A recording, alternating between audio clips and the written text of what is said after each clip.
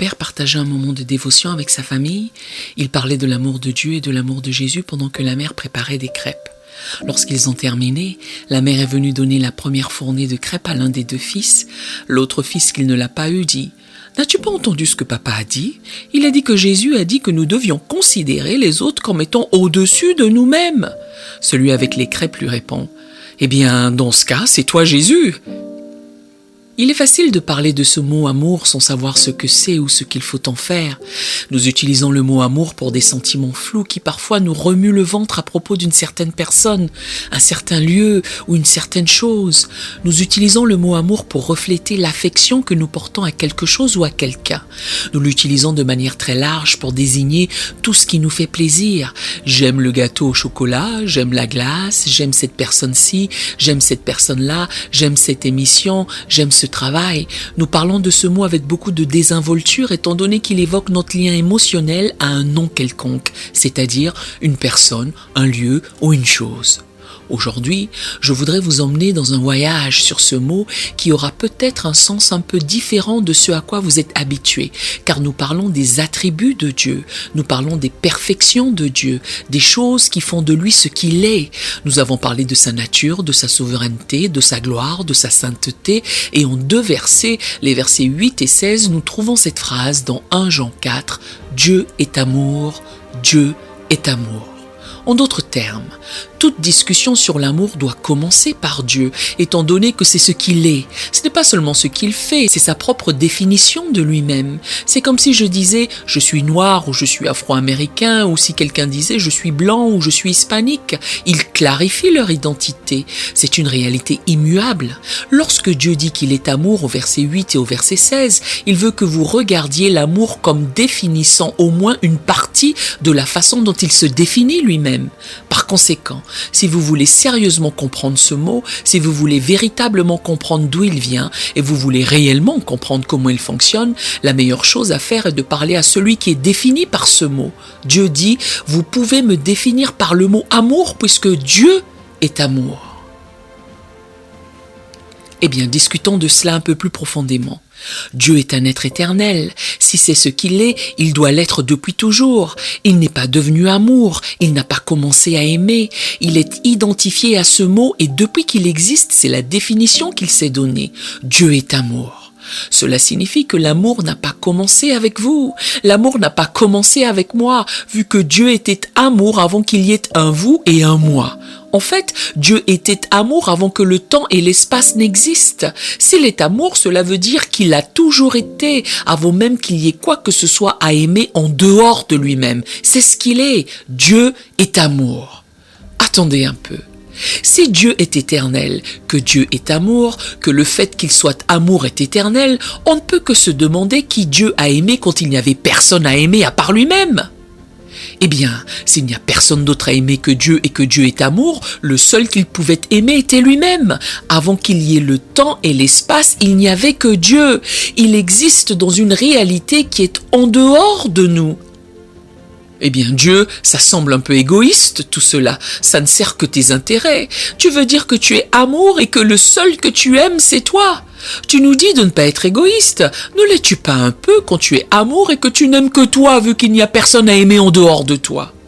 D'ailleurs, comment arrives-tu à t'aimer toi-même puisqu'il n'y a personne en dehors de toi avant que tu ne crées quoi que ce soit d'autre?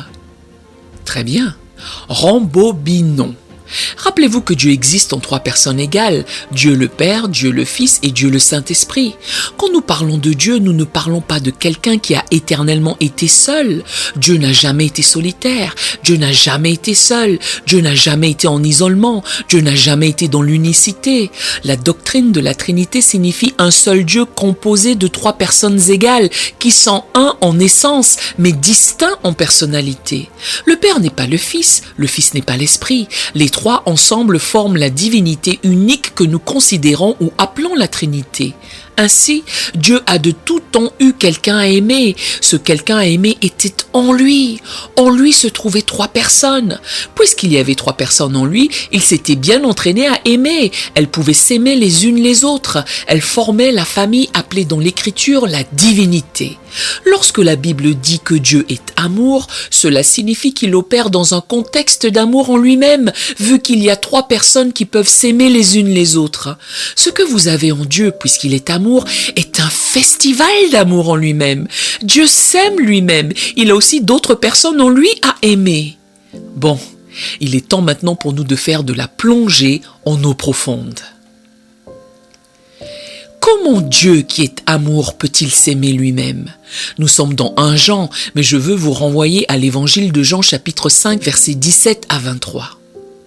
Il y est dit, mais Jésus leur répondit, « Mon Père agit jusqu'à présent, moi aussi j'agis. » À cause de cela, les Juifs cherchaient encore plus à le faire mourir, non seulement parce qu'il violait le sabbat, mais parce qu'il appelait Dieu son propre Père, se faisant lui-même égal à Dieu.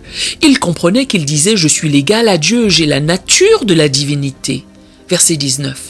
Jésus reprit donc la parole et leur dit, « En vérité, je vous le dis, le Fils ne peut rien faire de lui-même, il ne fait que ce qu'il voit faire du Père, et tout ce que le Père fait, le Fils aussi le fait pareillement, car le Père aime le Fils et lui montre tout ce qu'il fait.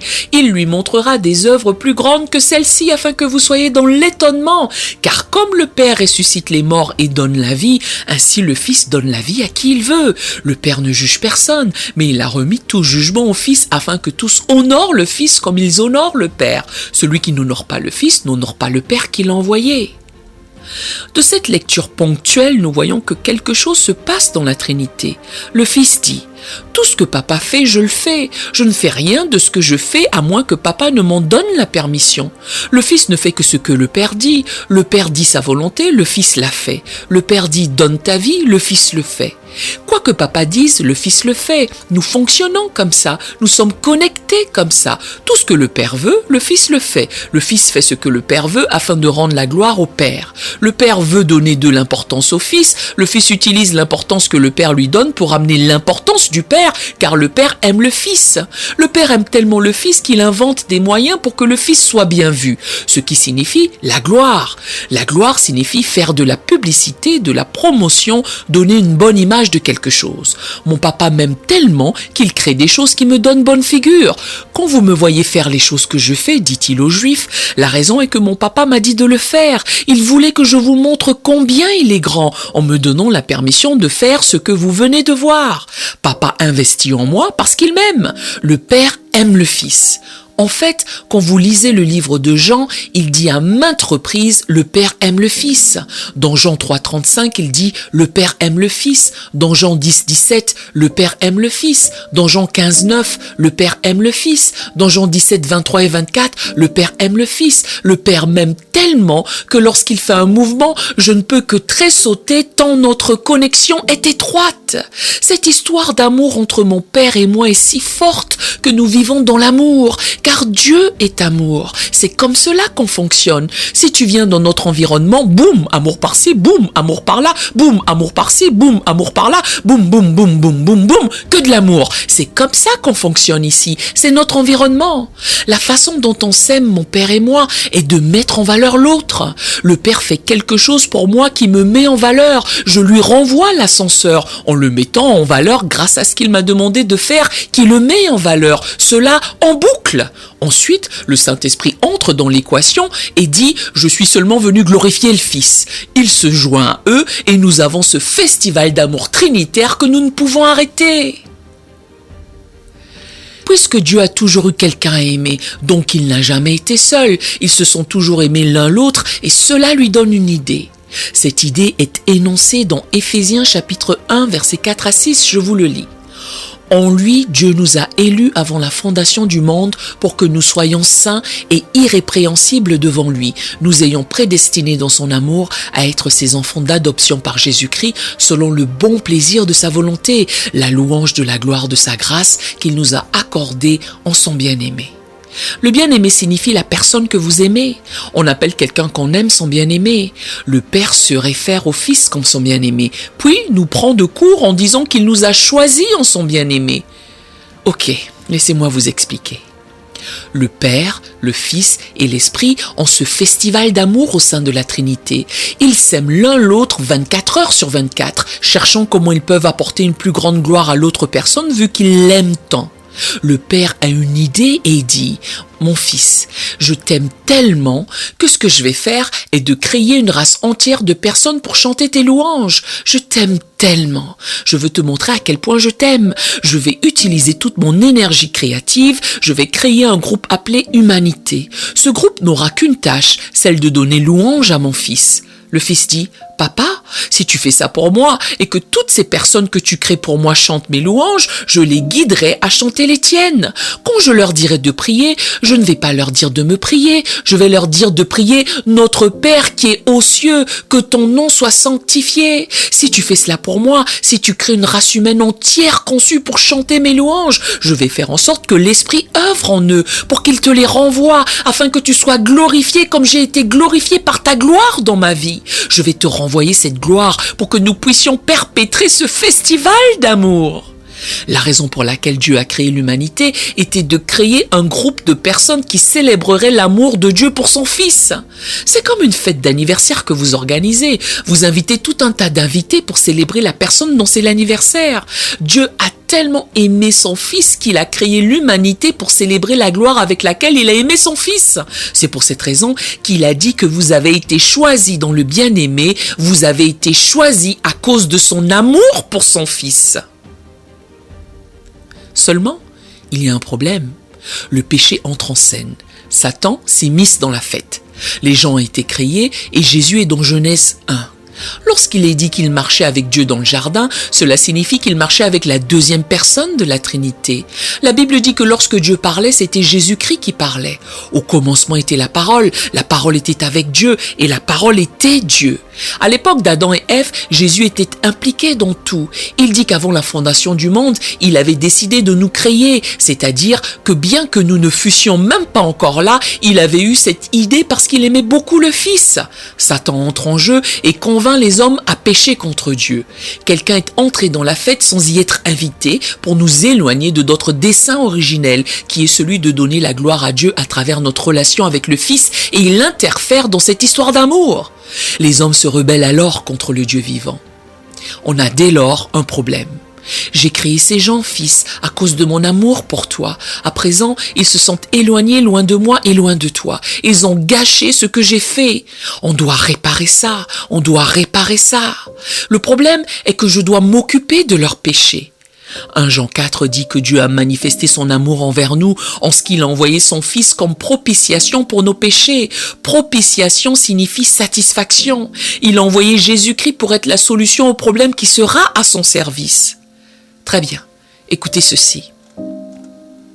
Je les ai créés pour toi. Ils ont gâché ce qui était pour toi. Je vais t'envoyer et te faire du mal pour remettre en état ce que j'ai créé pour toi. Lorsque la Bible dit dans 1 Jean chapitre 4 verset 9 qu'il a donné son Fils unique, cela signifie qu'il est unique en son genre, exceptionnel, il surpasse tous les autres. Il n'y a personne qui corresponde à la description de la déité à part le Fils de Dieu Jésus-Christ. Il dit « Je vais t'envoyer mourir pour eux afin qu'ils te reviennent, pour que nous puissions continuer la fête. » Dieu a envoyé la personne à qui la fête était destinée payer le prix pour ceux qui ont gâché la fête. Romains 5,8 dit « Mais Dieu prouve son amour envers nous en ce que lorsque nous étions encore des pécheurs, il n'a pas attendu que nous nous corrigions. Il nous a aimés quand nous étions totalement dans l'erreur. Il n'a pas attendu que nous arrangions les choses. » Je vais quelque part avec ça. Il n'a pas attendu qu'on s'arrange, il a dit « Tu es en travers du chemin de l'amour que j'ai pour mon Fils, je dois te récupérer. J'aime tellement mon Fils que je le sacrifierai pour te récupérer. Puisque je suis amour, je dois faire quelque chose par amour pour réparer ça, même si ça signifie tuer mon propre Fils, même si cela signifie briser ma propre unité, pour qu'il puisse avoir ce que j'ai fait pour lui à l'origine, qui a été endommagé. Je vais le faire, je ne peux m'en empêcher, je suis amour, je dois trouver une manière affectueuse de résoudre ce problème. C'est ce que je suis. Je ne peux pas ne pas le faire. Ce serait comme essayer de changer son ethnicité. Je ne peux pas faire cela étant donné que c'est ce que je suis. C'est dans ce contexte que Jean 13 présente le concept de l'amour de Dieu de cette façon. Le verset 31 dit que maintenant le Fils de l'homme a été glorifié et Dieu a été glorifié en lui. Si Jésus a été glorifié en lui, Dieu aussi le glorifiera en lui-même et il le glorifiera bientôt. Avez-vous compris ? Dieu est glorifié en lui. Quand je suis glorifié en lui, je me glorifie. Quand je me glorifie, il est glorifié. Quand il est glorifié, je suis encore plus glorifié. Je vais arranger cette chose de sorte qu'il obtienne plus de gloire quand cette chose est terminée. Il me donnera alors plus de gloire quand ce sera fini. Effectivement, il aura plus de gloire quand ce sera fini. Ce que j'essaie de vous dire, c'est que vous êtes pris dans quelque chose de plus grand. Vous n'êtes pas seulement pris dans ce concept général de Dieu est amour. Vous êtes pris dans un festival d'amour. Vous êtes pris dans une fête d'amour trinitaire. C'est pourquoi Jésus a dit à son Père dans sa prière dans Jean 17, « Donne-leur de s'aimer comme on s'aime ». Quand vous serez dans l'éternité, qu'il n'y aura pas de blocage lié au péché, Dieu passera toute l'éternité à vous donner un amour que vous pourrez ressentir. Il n'y aura pas d'interruption. C'est ce qu'il est. C'est ainsi qu'il fonctionne. Quel est le but de tout cela? Voici le but. Il dit au verset 8, « Celui qui n'aime pas n'a pas connu Dieu, car Dieu est amour. » Verset 11. Bien-aimés, si Dieu nous a ainsi aimés, nous devons aussi nous aimer les uns les autres. Dieu dit, je suis amour, je n'y peux rien, c'est ma nature. L'amour, c'est chercher le meilleur pour l'autre, chercher le meilleur pour l'autre. Je cherche le meilleur pour mon fils. En cherchant le meilleur pour mon fils, j'ai créé la race humaine pour chercher le meilleur pour lui. Quand la race humaine cherche le meilleur pour lui, mon fils va me donner plus de gloire car il va chercher le meilleur pour moi. Quand mon fils cherche le meilleur pour moi, je vais trouver de nouvelles façons de chercher quelque chose de bien meilleur pour lui. S'il essaie de me surpasser en cherchant quelque chose qui me donne plus de gloire, je vais essayer de le surpasser là où il a essayé de me surpasser. Et vous êtes pris dans tout ça. Comment vous êtes-vous retrouvé dans ce festival d'amour qui existait avant votre naissance, qui existait avant qu'il y ait un temps et un espace, un ciel et une terre? Comment nous sommes-nous retrouvés là-dedans et en avons-nous fait l'expérience? Il dit au verset 11 de 1 Jean 4, « Si Dieu nous a ainsi aimés, nous devons aussi nous aimer les uns les autres. » Si vous traînez chez un fleuriste, vous commencerez à sentir comme les fleurs. Si vous traînez chez un fleuriste, cette odeur se collera à vous. Si vous traînez dans une parfumerie ou dans le coin d'un magasin où il y a des parfums et de l'eau de Cologne, vous allez commencer à sentir l'eau de Cologne vu que c'est par là que vous traînez. En d'autres termes, votre environnement affecte votre apparence ou votre odeur. Dieu dit, « Je suis pris dans ce festival de l'amour. Je suis amour. Si tu n'aimes pas, c'est que tu ne traînes pas dans ma boutique. Tu es dans le magasin de quelqu'un d'autre. Je suis amour. C'est mon magasin. Mon magasin s'appelle l'amour. Si tu traînes dans ce magasin, l'amour déteint sur toi. Si tu es un chrétien sans amour, tu fais tes courses dans le mauvais magasin. » Laissez-moi le dire autrement. Dieu déterminera comment il traitera avec vous par la façon dont vous traitez les autres. Notez bien les mots ici. C'est une affaire sérieuse. Il dit au verset 8, « Celui qui n'aime pas ne me connaît pas. » Il dit au verset 12, « Si nous nous aimons les uns les autres, Dieu demeure en nous et son amour est parfait en nous. » Il dit au verset 16, « Et celui qui demeure dans l'amour demeure en Dieu et Dieu demeure en lui. » Il dit au verset 20, « Car celui qui n'aime pas son Père qu'il voit, comment peut-il aimer Dieu qu'il ne voit pas ?» Il dit, « Oublie ça. Tu ne peux pas avoir d'expérience intime avec moi si d'autres ne peuvent en avoir une avec toi. Si tu ne sais pas aimer ou si tu refuses d'aimer, tu ne sentiras pas mon amour. » Il limite l'expérience de lui-même aux croyants qui fonctionnent dans l'amour comme mode de vie. Ok, vous ne comprenez pas. Dieu est amour, c'est ce qu'il est. Il ne fréquente que l'amour.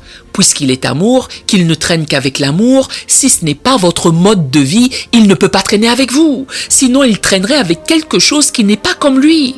C'est pourquoi il dit les uns les autres. Il ne parle pas du monde ici, il parle de l'amour au sein de la famille de Dieu.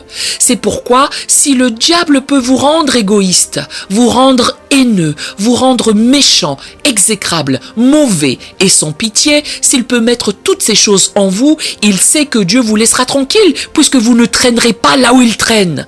Il ne traîne qu'avec ce qui est cohérent avec ce qu'il est. Il vous a déjà dit qui il est. Il est amour. Le mot demeurer signifie traîner. Il dit que si vous ne demeurez pas dans l'amour, vous ne traînez pas avec moi. Plus vous aimez, plus vous êtes dans son lieu de prédilection. Plus vous aimez, plus vous êtes dans l'environnement dans lequel il est à l'aise. S'il ne s'agit que de moi, mon jeu et mon ego, s'il ne s'agit que d'être béni et de ne pas être une bénédiction, c'est pourquoi chaque fois que Dieu parle d'être béni, il veut savoir comment vous allez être une bénédiction. Ou est-ce que ça ne concerne que vous?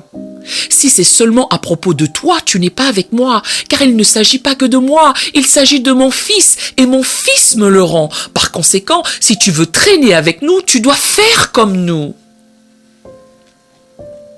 L'une des raisons pour lesquelles de nombreux chrétiens ne font pas l'expérience de Dieu est qu'ils sont des saints sans amour. Ils ne se posent pas la question suivante. Comment puis-je aimer aujourd'hui? Qui puis-je aimer aujourd'hui dans la famille de Dieu? Qu'est-ce que je peux faire aujourd'hui? On ne peut pas aimer tout le monde, mais on peut aimer quelqu'un. Qu'est-ce que cela signifie de les aimer? Aimer signifie décider, c'est une décision. Laissez-moi clarifier quelque chose étant donné que nous utilisons ces mots à tort et à travers. Nous confondons le mot amour et apprécier ou aimer bien. Nous les confondons. Laissez-moi expliquer cela. Ok. Aimer bien ou apprécier est un sentiment. Je t'aime bien, lui je ne l'aime pas. Ne dites pas j'aime le gâteau au chocolat. Vous aimez bien le gâteau au chocolat. C'est ce que vous ressentez à ce sujet. Vous en appréciez le goût, il n'y a pas de mal à cela. D'autant qu'il y a des choses que vous n'appréciez pas. L'amour biblique agapé est une décision qui ne tient pas compte de l'émotion. Dans l'émotion, vous pouvez aimer quelque chose que vous appréciez. Vous pouvez également aimer des choses que vous n'appréciez pas. En d'autres termes, ça ne vous botte pas, mais vous avez pris une décision à ce sujet. Disons que vous avez pris la décision de manger des légumes. Vous ne les appréciez peut-être pas, or vous aimez l'alimentation saine et la nutrition. Et puisque c'est ce que vous aimez, vous choisissez et décidez de manger ce que vous n'appréciez pas. L'amour est la décision de rechercher avec compassion, de manière vertueuse et responsable, le bien-être d'autrui. C'est ce que fait Dieu avec son Fils. Aimer Dieu signifie rechercher passionnément sa gloire. Plus vous recherchez la gloire de Dieu, plus vous aimez Dieu. Plus vous faites preuve de compassion envers les autres, plus vous aimez les gens. Quand Dieu voit la compassion, il la traduit en passion, afin que sa passion se réfère à votre compassion et que son amour entre dans votre amour pour que vous ayez davantage de lui. Regardez ce qu'il dit au chapitre 3 de 1 Jean verset 18. Petits enfants, n'aimons pas en parole avec la langue, mais en action et avec vérité. Puis au verset 22, il nous dit « Quoi que ce soit que nous demandions, nous le recevons de lui parce que nous gardons ses commandements, ce qui implique l'amour, et que nous faisons ce qui lui est agréable. » Devinez quoi? Il dit en fait, si tu veux avoir une réponse à tes prières, commence à aimer. Vous pouvez aller à l'église jusqu'à épuisement. S'il ne voit pas d'amour, oubliez votre réunion de prière. Vous pouvez chanter des chansons jusqu'à l'épuisement. S'il ne voit pas d'amour, il vous dit d'oublier vos prières. Tu me parles différemment de ce que je suis. Je suis amour. Quand je te vois aimer, ça me redonne la niaque. C'est quelque chose que je fais tout le temps, 24 heures sur 24. Quand je te vois branché sur ce que je suis, je me dis « Oh, il ou elle est comme moi ». Si vous ne pensez pas que c'est ce qu'il dit, vous n'avez qu'à lire le verset 17. Il dit « C'est en cela que l'amour est parfait en nous, afin que nous ayons de l'assurance au jour du jugement. Tel il est, tel nous sommes aussi dans ce monde. » Qu'est-il? Amour. Que faites-vous dans le monde? Aimer. Il dit que lorsqu'il vous voit être un chrétien aimant et que c'est un mode de vie, vous êtes exactement comme lui dans ce monde-ci, comme il est lui là-haut. Et quand il voit cela, il vous accorde son attention pleine et entière. La raison pour laquelle plus de chrétiens n'entendent pas de Dieu et que moins d'églises voient la transformation de l'esprit est qu'ils sont souvent des lieux sans amour. Peu importe la qualité de la prédication, prêcher n'emmènera pas l'amour, chanter ne fera rien, crier ne fera rien, agiter votre main en l'air ne fera rien. Cela ne se produira que lorsque Dieu vous verra individuellement et collectivement. La première chose qui devrait être dite à propos de vous et de l'Église ne devrait pas être sur la prédication, le prédicateur, le sermon, la chorale, les chants, les dons. La seule chose qui devrait primer sur tout le reste est « Waouh! Regardez comment ils s'aiment les uns les autres !» Jésus a dit dans Jean 13, 35, « À ceux-ci, tous connaîtront que vous êtes mes disciples, si vous avez de l'amour les uns pour les autres, non pas par la prédication, ni par les chants, mais par l'amour. S'il n'y a pas de fête de l'amour dans ce lieu, nous ne verrons pas de miracle du ciel. S'il n'y a pas de fête de l'amour dans votre maison, vous ne verrez pas de miracle du ciel. » J'ai vu une dame il y a quelques jours et je me suis mis dans l'embarras. J'ai dit « Vous êtes à combien de mois de grossesse ?» Elle a répondu qu'elle n'était pas enceinte. Comme j'étais gênée. À mes yeux, elle l'était. Elle avait l'air enceinte. Juste pour vous dire que vous pouvez avoir la tête de l'emploi, or c'est un leurre. Vous pouvez avoir la tête de l'emploi, porter la Bible, utiliser le jargon chrétien, mais pas avoir la vie qui est engendrée par l'amour. Et si elle est absente, si elle manque... C'est comme le fils prodigue. Rappelez-vous que Dieu nous a prouvé son amour envers nous lorsque nous ne le méritions pas. Il est facile d'aimer les gens qui, selon vous, le méritent. Mais lorsque nous étions encore des pécheurs, Christ est mort, quand nous ne le méritions pas. Très bien. Le fils prodigue était allé s'éclater, il était parti à l'aventure. Ensuite, il rentre chez lui, chez son père et dit « J'ai péché ». Le père dit « D'accord, tu as réglé ta situation avec moi, tu as confessé tes péchés, tu t'es remis sur le droit chemin. Maintenant, on va faire une fête. » Seulement, il y avait le frère aîné. Le frère aîné est allé voir le papa et a dit « Qu'est-ce que tu fais? Mais qu'est-ce que tu fais? Tu organises une fête pour lui alors qu'au dehors il a agi comme un idiot. C'est du n'importe quoi. Tu lui organises une fête alors que moi je suis ici avec toi tout le temps. Mais qu'est-ce que tu fais, papa ?» Le père regarde le frère aîné et lui dit « Fils, nous parlons de ton frère qui était perdu, qui a été retrouvé et qui est revenu chez nous. Je me dois d'organiser une fête en son honneur. Je ne sais pas pour toi, mais je suis heureux qu'il soit à la maison. » Ce qui est intéressant dans Luc 15 et le fils prodigue, c'est que l'histoire s'arrête là. On ne sait pas ce que le grand frère va faire. Le fait est qu'il doit décider à présent s'il va rester avec son père ou pas, d'autant que le père va passer du temps avec le frère qui est rentré au bercail. Vous voyez, de nombreux chrétiens d'un certain âge ne veulent pas traîner avec des gens qui ont été pardonnés, qui ont été rachetés. Ils ne veulent pas devoir avoir de compassion pour eux. Il se peut que vous voyez quelqu'un franchir cette porte et la vie n'a pas été clémente avec lui ou elle. Ils viennent de loin. Quand vous voyez quelqu'un franchir le pas de cette porte en haillant, peut-être qu'ils ont honte de leur histoire, de leurs antécédents, de leur mode de vie. Or, ils viennent quand même parce qu'ils veulent entendre la parole du Dieu vivant. Ne vous croyez pas meilleur, non, non, vous n'étiez pas mieux lorsque Jésus est mort pour vous. En fait, si ce n'était pas grâce à Jésus, vous n'auriez même pas franchi cette porte en ressemblant à cela. Certains ont été sortis de trous très profonds. Peut-être que ce n'est pas ce que j'ai mentionné, c'était autre chose. Prenez position et n'édulcorez jamais la parole de Dieu. Ce que vous devez faire, c'est aimer les gens avec une norme. Vous aimez les gens selon une norme, des gens qui sont prêts à s'adapter à cette norme. Quand vous aimez sans vérité, cela devient du sentimentalisme émotionnel. Quand vous avez la vérité sans amour, vous avez une orthodoxie froide. L'idée est de dire la vérité avec amour, pour que les gens sachent qu'on se soucie d'eux. Or, on se doit également de leur dire ce que Dieu dit. Je ne vais pas changer ce que Dieu dit, mais je vais t'aimer en te le disant. C'est l'absence d'amour qui a maintenu l'église de Dieu séparée, ségrégée. C'est l'absence d'amour qui a fait du 11h du matin le dimanche matin l'heure la plus ségrégée d'Amérique. C'est l'absence d'amour qui a opposé les chrétiens noirs aux chrétiens blancs et aux chrétiens hispaniques. C'est l'absence d'amour qui a créé la guerre civile, car si l'église était l'église, vous n'auriez pas eu de guerre civile, puisqu'ils auraient défendu la vérité de Dieu. Puisque les gens veulent soit aimer sans vérité, soit avoir la vérité sans amour, ils ne vivent pas sur la base d'une norme biblique. Il est de ce fait temps pour les chrétiens de se lever pour la vérité, non pour la culture. Voici ce que Dieu dit. Il dit, écoute, si je vous vois aimer, ça ne veut pas dire que vous acceptez le péché. Non, nous jugeons le péché car le péché est le péché. Seulement, quand on vous voit aimer le pécheur, quand je vous vois aimer, c'est comme un comprimé effervescent. Ça fait plouf, plouf, plouf, ça pétille, ça pétille, ça pétille, ça pétille. Oh, que ça fait du bien. Quand je vous vois aimer, j'en suis tout remué à l'intérieur et je dis, je dois faire quelque chose, je dois réparer quelque chose, je dois intervenir dans quelque chose, puisque ces gens font quelque chose comme moi, je veux me dévoiler à eux.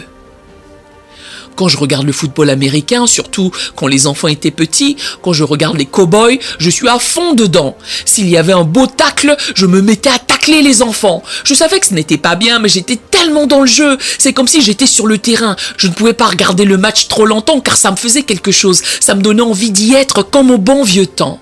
Alors je taclais les enfants et ils me disaient « Arrête, mais arrête ça, pourquoi fais-tu cela ?» J'étais tellement dans le jeu que j'en faisais partie. Dieu dit « Je veux tellement que tu sois en moi, que quand je bouge, tu bouges, quand je réagis, tu réagis. Je te veux tellement en moi que quand j'ego, tu ego aussi. Nous sommes connectés. » Puis, il vous donne la meilleure nouvelle pour conclure. Au verset 17, il dit « Afin que nous ayons de l'assurance au jour du jugement. » C'est très bien ça. Il dit, quand vous tiendrez devant le trône du jugement de Christ, qu'il visionnera la bande de votre vie, de votre conversion à votre mort, vous serez dans votre cabine privée et il déroulera la bande de votre vie. Il dira, c'est ta vie. Sur la bande de tout le monde, il y aura du bon, du mauvais et du laid. Il y aura des choses dont vous serez fiers, il y aura des choses dont vous aurez honte, que ce soit des pensées, des actions et vous direz, ouh, ah, Seigneur, je suis tellement désolé. Comment pouvez-vous vous asseoir au jour du jugement, dit-il, et avoir de l'assurance ? En disant, je vais sortir de cet entretien intact, je vais sortir de cet entretien avec quelques récompenses, je vais sortir de cet entretien en entendant, c'est bien, bon et fidèle serviteur. Comment puis-je savoir que l'entretien va tourner en ma faveur? Il dit que vous aurez de l'assurance au jour du jugement, parce que vous étiez comme moi dans le monde. Il dit, je suis amour. C'est ce qu'il a voulu dire au verset 18. En conséquence, il va vous donner des points en plus chaque fois qu'il vous a vu aimer quelqu'un. Il va vous donner des points en plus chaque fois qu'il vous a vu tendre la main à quelqu'un qui ne pouvait rien faire pour vous en retour. Il va vous donner des points en plus lorsque vous avez aidé quelqu'un qui était malade, que vous ne connaissiez même pas. Il va vous donner des points en plus pour votre service dans la famille de Dieu qui a profité aux autres. Il va vous donner des points en plus quand lorsqu'il vous a béni, vous avez utilisé votre bénédiction pour bénir quelqu'un d'autre. Il dit que ce jour-là, si votre note était de 20 sur 100, il regarderait vos points en plus.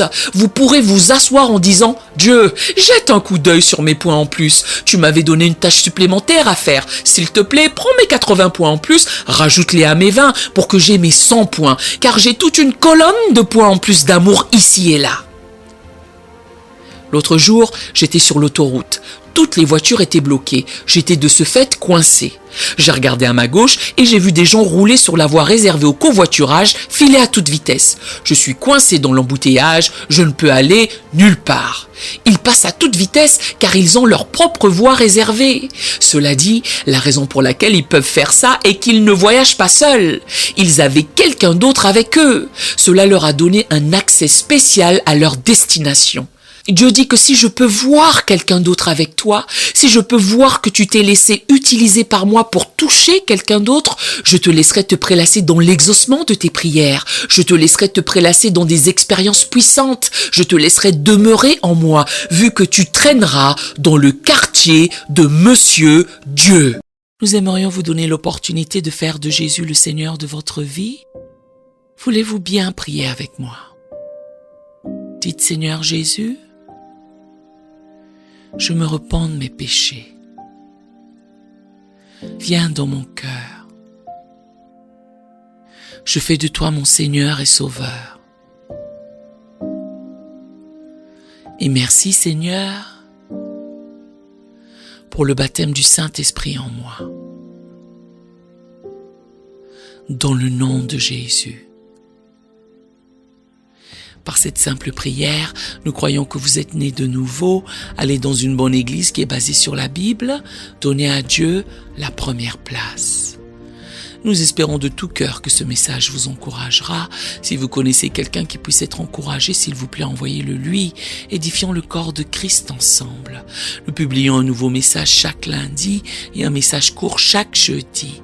Appuyez sur la cloche des notifications pour vous le rappeler. Merci infiniment de nous soutenir en vous abonnant à notre chaîne. Que Dieu vous bénisse abondamment.